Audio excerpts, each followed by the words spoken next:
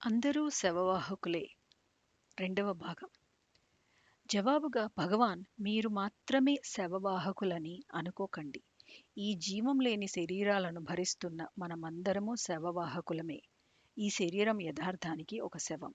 అందరూ నేను నేను అంటూ దాన్ని మోస్తున్నారు.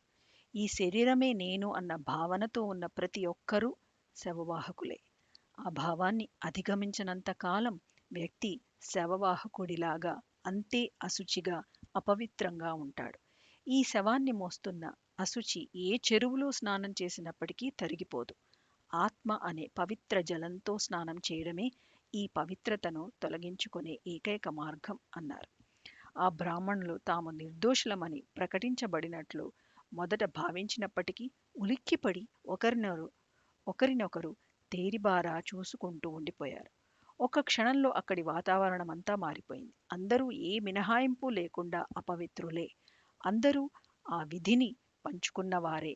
తాము సాంఘికంగా హీనమైన వారు కామన్న ఎరుకతో వారిద్దరూ ఉత్సాహవంతులయ్యారు. ఎంతో నేర్పుతో తామిద్దరికీ, అక్కడ ఉన్న అందరికీ ఆత్మబోధ, నిత్య శాశ్వత సత్యం భగవాన్ తెలిపినందుకు సంతోషించారు. ఎప్పుడూ అక్కడే ఉంటూ వచ్చిన సాధకులకు, సందర్శకులకు మధ్య ఏ భేదభావం చూపించని భగవాన్ సమదృష్టిని గమనించి చాలా ఆశ్చర్యపడ్డారు. ప్రతి ఒక్కరూ చనిపోయి తీరుతారని అందరికీ తెలుసు. కానీ చనిపోకముందే ఆత్మజ్ఞానమన్న జలాలతో స్నానం చేయకుంటే నేను శరీరం అన్న ఊబిలో పడి ఈ జీవం లేని శరీరాలను మోస్తుంటాం.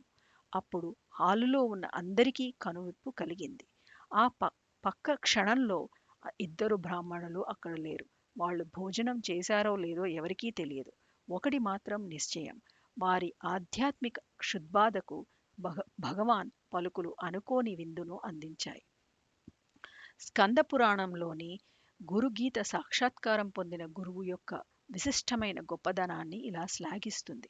గురువు నివాస స్థలమే కాశీక్షేత్రం. ఆయన పాదజలాలు స్వయంగా గంగోదకం. గురువు పాదఛాయలు గయలోని అక్షయ వటవృక్షం.